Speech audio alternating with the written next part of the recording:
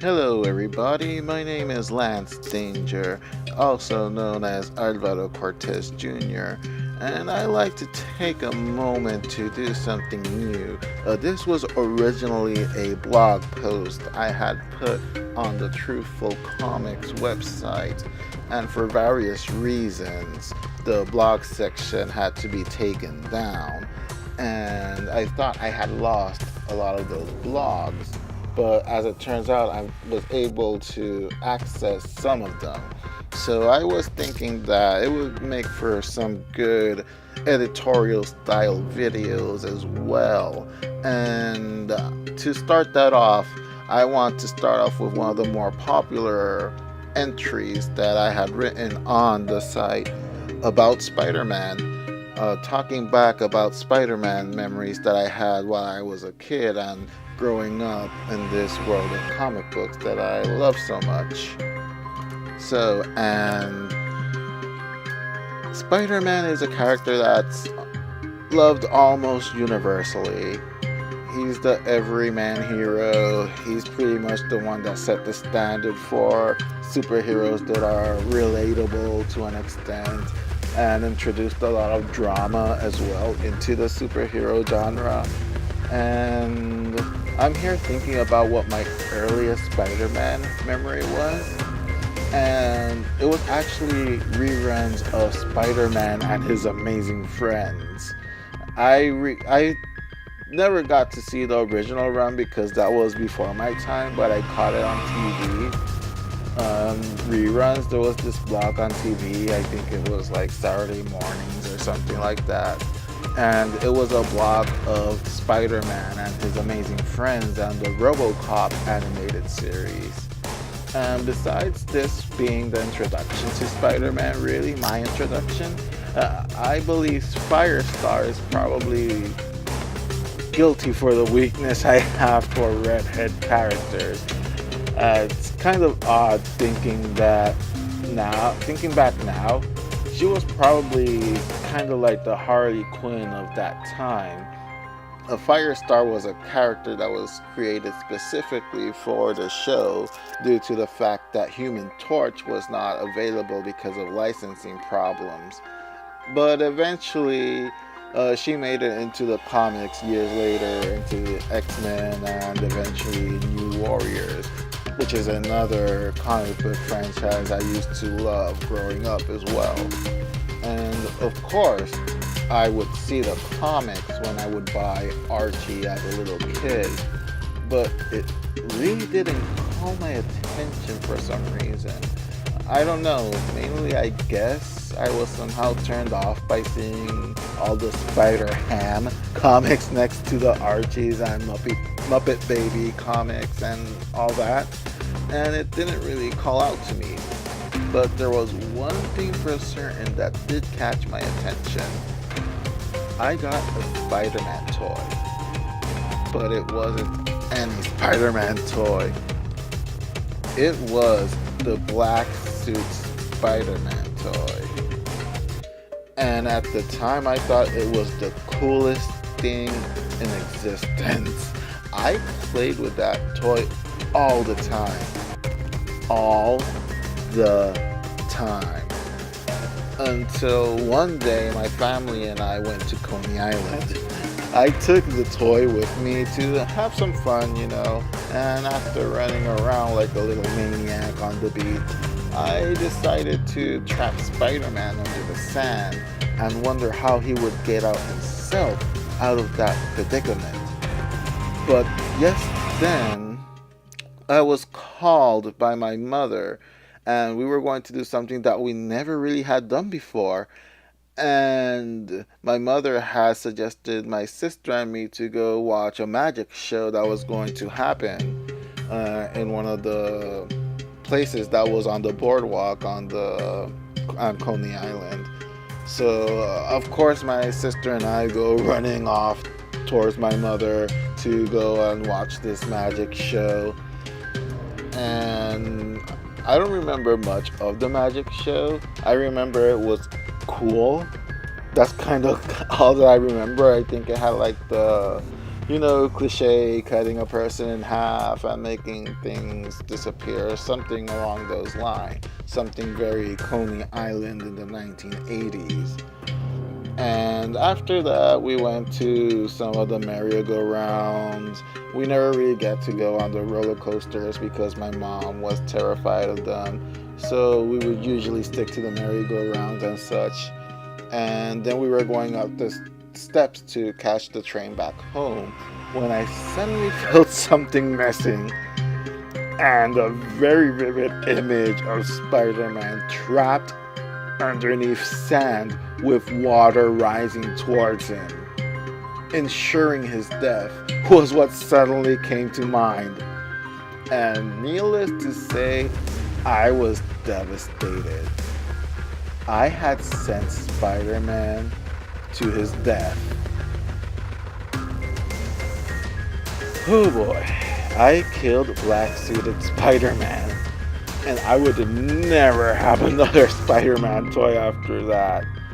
Well, except for one much, much later, but that's a story for another day. It wasn't until a couple of years later that I had another encounter with Spider-Man, actually. When my family moved to Puerto Rico and I quote unquote graduated into the world of the more adult comics like Batman and such, I met my friend who eventually became my best friend, Alfred, and he was another big comic book geek as well, and he was a much bigger collector than I was. And he had already been collecting like these more teen, older books since way before I was too. So he started showing me some Spider-Man comics, and at the time, the Child Within storyline from Spectacular Spider-Man was coming out. And he lent them to me, and man, did I get hooked. I absolutely loved, and to this day still love, Sal Buscema's artwork. Is it Sal Buscema or Sal Buscema? I never really know how to pronounce that name, but he's an incredible artist to me. And this really was around the time that Image was starting to form as well, with Todd McFarlane and Eric Larson had just left the Spider-Man franchise on Marvel. And so I was late to that party, though I was eventually able to check out more of the Larson and McFarlane stuff through other friends, and I became a huge Tom McFarlane fan after that. So the only two comics I bought religiously from that point on was Batman and Spider-Man. The X-Men, I was more into it when Joe Madureira was on it, but that's another story for another day as well.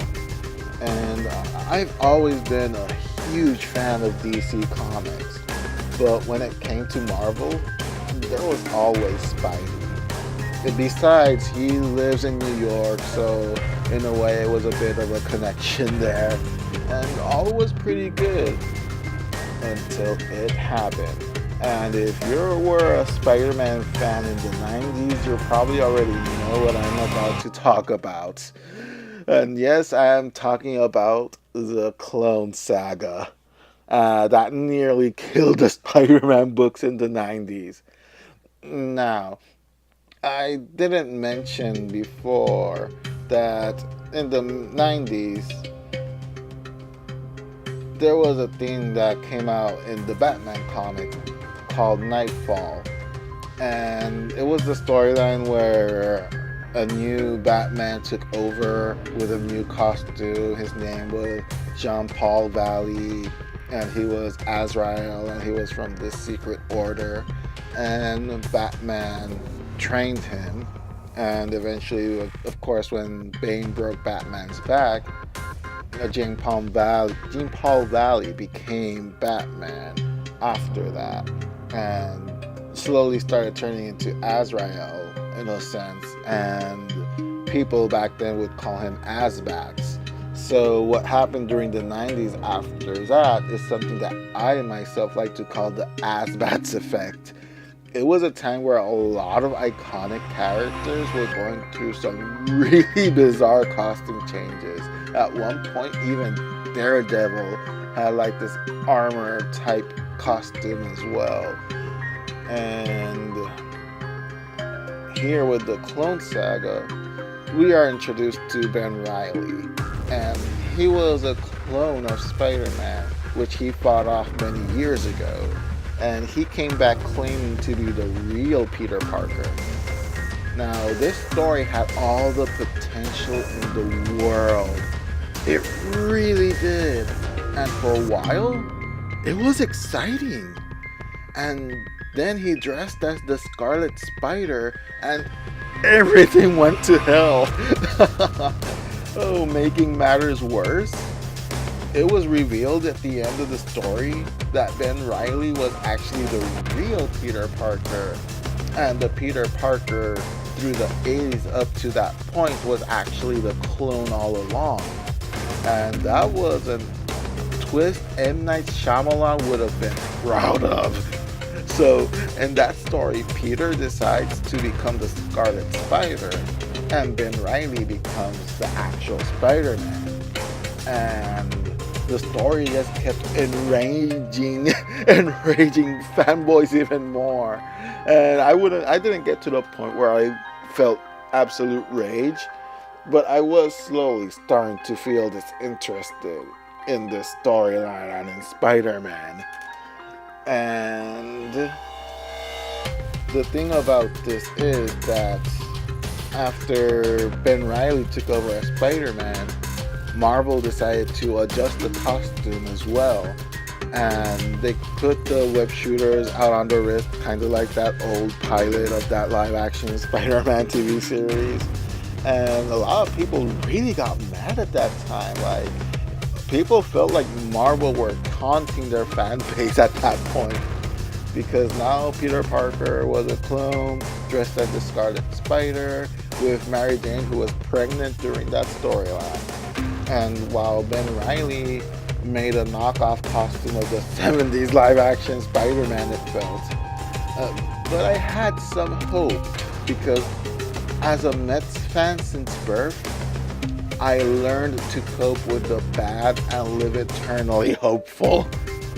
Marvel tapped Dan Jurgens to do the Ben Reilly Spider-Man comic. And I liked his Justice League of America run, and I liked his Superman run as well. And I got a mini comic that was an insert in a Wizard magazine promoting the story. And I used to have it until, unfortunately, Hurricane Maria, when it went by Puerto Rico, unfortunately, it took out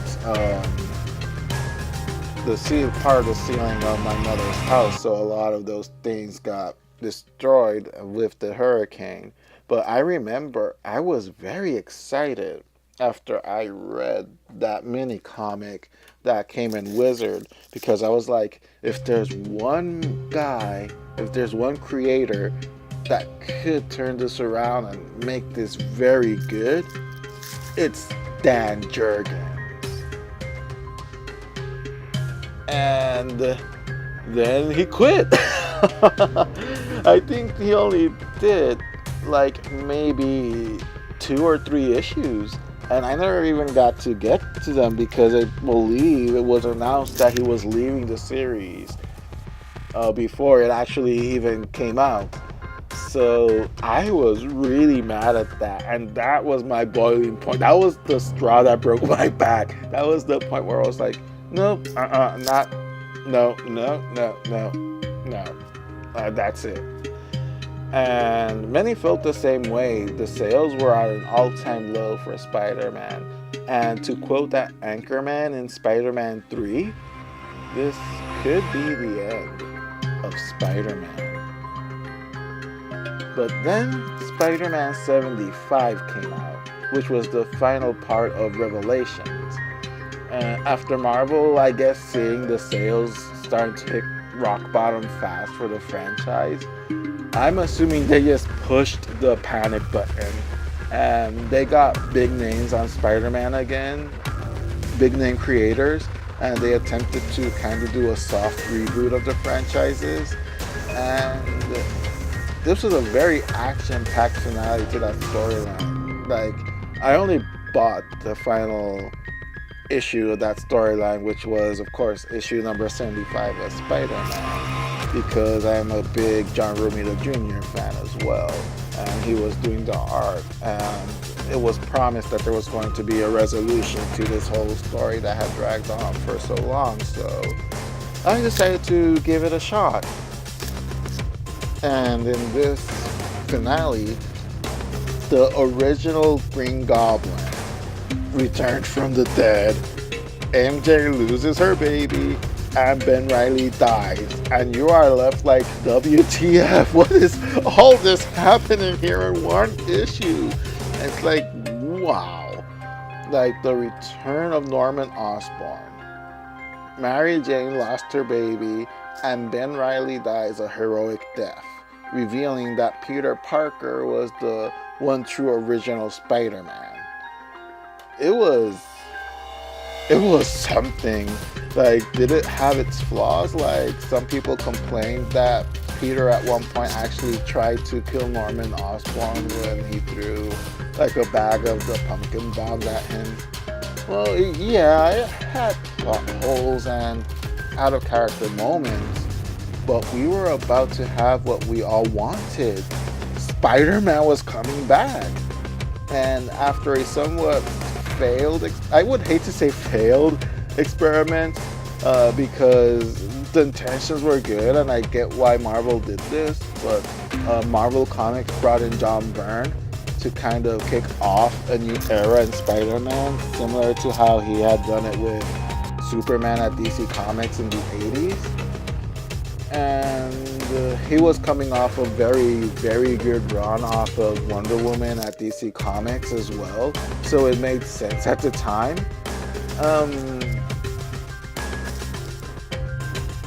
But it really didn't take off as much as Marvel would have hoped, or as much as even the fans would have hoped.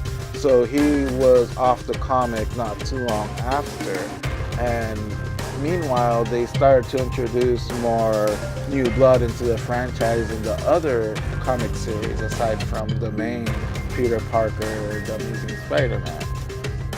Or rather, Peter Parker Spider-Man. Like, Steve Scrosi was taking over the art for The Amazing Spider-Man, and Mike Wieringo was taking over for, I believe it was Spectacular Spider-Man, if I'm not mistaken. Or it could have been that they were rebooting Web of Spider-Man, something like that. But those were the two artists that came on board, and eventually John Romita Jr. joined as well for Peter Parker Spider-Man. Eventually Humberto Ramos came along as well with writer Paul Jenkins, and J. Michael Straczynski eventually took over Spider-Man with John Romita Jr. still on art, and they had an amazing run on that comic as well, including the World Trade Center comic, the black cover Spider-Man issue, and everything at that moment was right in the Spider-World, or so we thought, because then in the 2000s, that's when Civil War happened in Marvel Comics, written by Mark Millar. And I didn't like it. I did not like Civil War. As a matter of fact, Civil War on Marvel's end and Secret and Identity Crisis over at DC, which was happening like maybe around the same time or very close to each other, were one of the main reasons I stopped buying mainstream comics for a very long time. Like, I stopped buying mainstream comics for like maybe 5 years, I think. I would just buy like back issues and independent comics as well. And I was starting to read more web comics too. And to go over Civil War real quickly, the Superhero Registration Act was something that came on, so This was started because the New Warriors, which I mentioned previously, and which is what got me mad as well, because New Warriors, as I mentioned at the beginning, was one of my favorite franchises as well. Well, the New Warriors were kind of doing this reality TV show thing, which was a lot bigger back then in the mid 2000s because of the real world and stuff like that from MTV.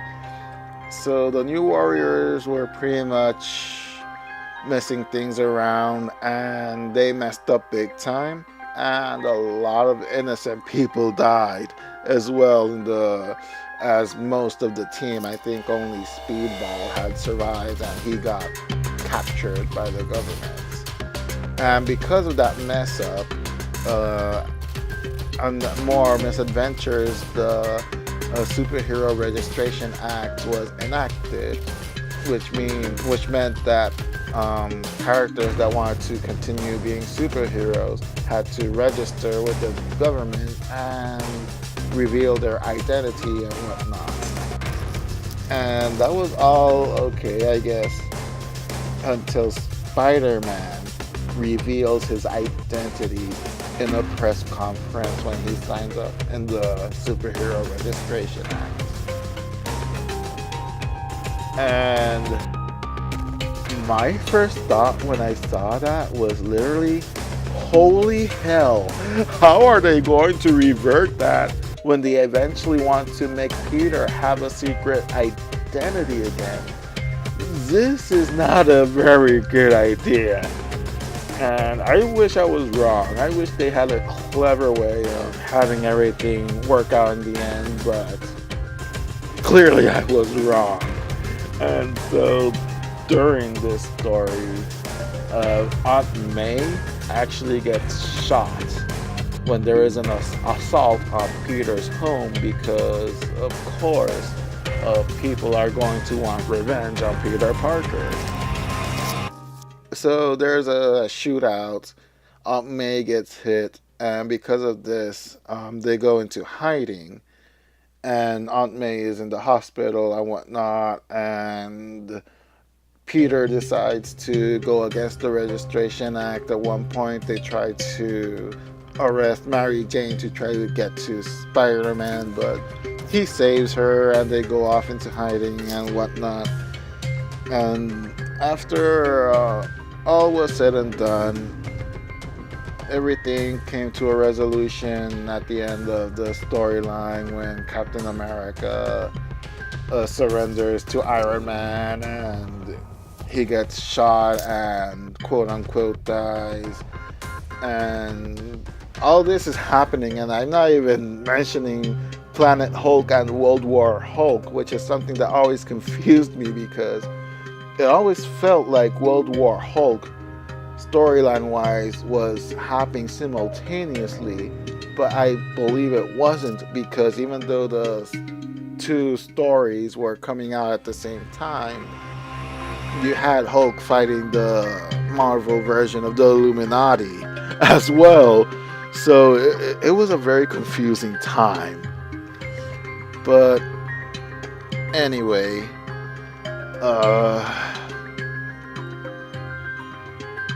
this really gave way to the story that pretty much was the deciding factor in me not buying mainstream comics for a long time, which was Spider-Man One More Day.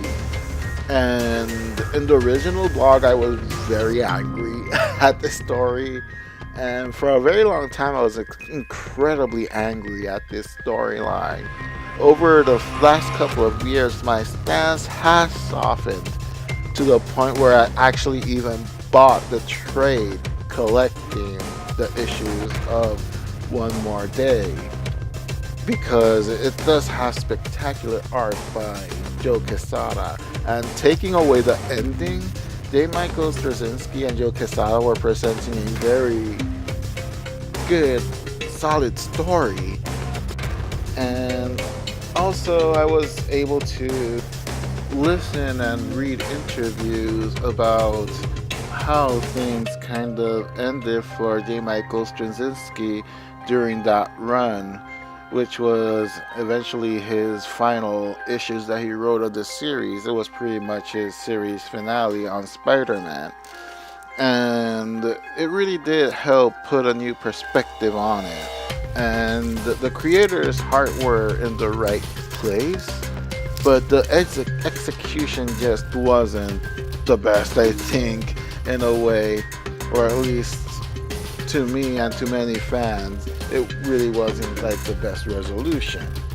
So, to get into the story of One More Day, Aunt May is about to die, and apparently there's this real danger that she is going to die this time, because there's been so many fake outs and revivals and whatnot before the Spider-Man before this, but this was probably the first time, at least in a very long time, where everyone was like, oh wow, she might actually really die this time. So this story had so much potential.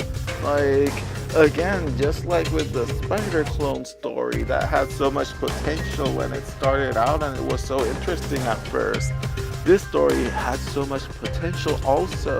This could have been the most gripping Spider-Man story ever told. And again, the artwork by Joe Quesada was gorgeous. So, in the story, Peter is being tempted by Mephisto, which is Marvel's version of Satan pretty much, to give him a chance to save Aunt May from dying. And all he had to do was offer his marriage and sacrifice. And I hate to keep repeating this because I have said it over and over again, but again, this story has so much potential. Cling on to the past or move onward into the future. Overcome temptation and show that with great power comes great responsibility, even if it comes at the expense of a great personal sacrifice. But no, MJ decides to convince Peter that that's the only way to save Aunt May and for things to kind of be good in that sense. Not only did Spider-Man eventually agree with MJ, there was this one page where this is where I got mad. And I think a lot of people got mad because of this page too. It's like when they finally decide to do it and they're kind of like sort of saying their goodbyes, like they have a final kiss, and I guess in an homage, Mary Jane says, "Face it, Tiger, you just hit the jackpot." That was the moment I said I have to stop. I stopped buying comics, mainstream comics, pretty much from that point on, for like maybe 5, 6, maybe 7 years. Like, I can do the math, I guess, later on, like, calculate from the final issue that was released of One More Day until Batman New 52 #1, which was the first issue with Scott Snyder and Greg Capullo. That was actually the first mainstream comic I bought since that time, during that era. So, yeah, that was bizarre. And it felt almost insulting to a sense, to a degree. So, yeah, I stopped buying comics for many years, and it wasn't just that. Like at the end of the story, it just was nonsensical to an extent. Like, Aunt May, of course, is alive again. Peter is living with her, and in a bizarre twist, Harry Osborn, who died during those issues of Spectacular Spider-Man that I loved so much, is suddenly alive again. And it was just bizarre because Mephisto also taunted that the daughter that had died during the Spider-Clone saga, was actually alive, but now she wasn't going to exist because they never got married, per the agreement. And of course, Mary Jane had whispered something into Mephisto's ear as they agreed to do the deal. So it was just a bizarre ending, and nobody expected Harry Osborn to even come back as well. And it was not good. It almost destroyed Spider-Man, worse than the Spider-Clone saga ever did. And it was a lot harder for Spider-Man to bounce back from that one. And after that mess, I never bought an issue of Spider-Man again after that. I know I've heard that Mark Waid had had a good couple of runs there. And there's also the Rhino story by Joe Kelly, which is considered to be the greatest Spider-Man story ever done. And I actually read that one, someone lent it to me. And I thought it was pretty good. I don't know if I would say it was the best one I've ever read from Spider-Man. But then again, I was also biased in a sense that I still wasn't completely healed from the wounds of One More Day back then, so that could have influenced in that as well. And I heard a lot of things about Dan Slott's run, and one of my best friends and the co-founder of Truthful Comics, Manuel Carmona, while I was living in Puerto Rico, he actually mailed me a copy of Free Comic Book Day, which was actually promoting Spider Island that Dan Slott wrote and Humberto Ramos did the art. And eventually I bought some of the trades of around that time, when Brand New Day had started, and I also not too long ago bought One Moment in Time, which was the one that Joe Quesada wrote and drew part of as well, which kind of tied up some loose ends from One More Day. And again, it wasn't really a bad story either, and the art was great as well. And the other artist that was on that story was also very good. I can't remember his name right now.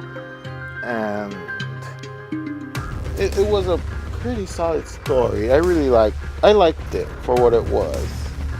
And yeah, I was still kind of mad at it, but it is what it is. I was outgrown to accept it, I guess. But yeah, that was basically it. I was able to buy quite a few of the runs of Spider-Man from Dan Slott afterwards. But then it just got bizarre again. Like, over the last couple of years, Amazing Spider-Man has been rebooted like 3 times already. And that kind of put me off, and I really haven't bought a Spider-Man comic again for like the last couple of years as well. So it's like, again, being a Mets fan, Spider-Man kind of ebbs and flows as well, I guess, in that sense. But yeah, that's pretty much the Spider-Man memories I have, at least regarding the comic books, because of course I also saw the Spider-Man animated series from the 90s. Of course, I've seen all the movies except for the last 2. I haven't seen Amazing Spider-Man 2 yet, and I haven't seen Spider-Man Homecoming yet either.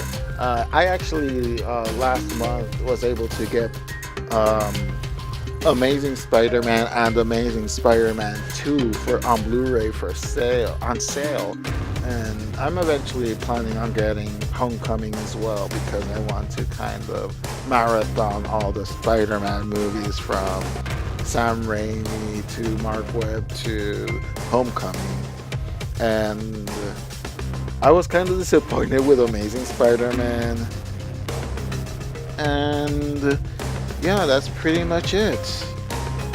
And that's pretty much it for this kind of trip down memory lane. It's kind of sad that I kind of would like to end this hopeful, but I can't see much hope in getting back into Spider-Man again.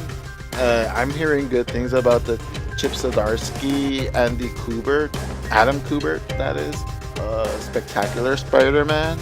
I actually bought the first issue and it was okay, but I really haven't kept up. I might check that out.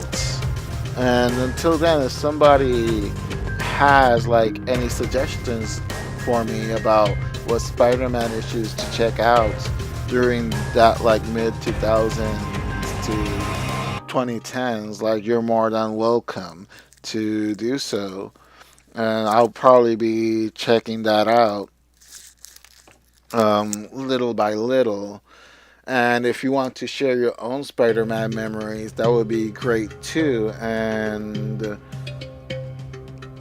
hopefully, if you suggest stuff for me to read, I will be very grateful. And who knows, maybe the little boy in me might go back to Coney Island and save Spider-Man from being buried in the sands of time and washed away by my memories.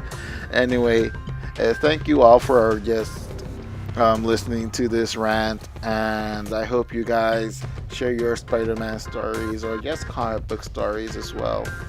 Thank you, and until next time.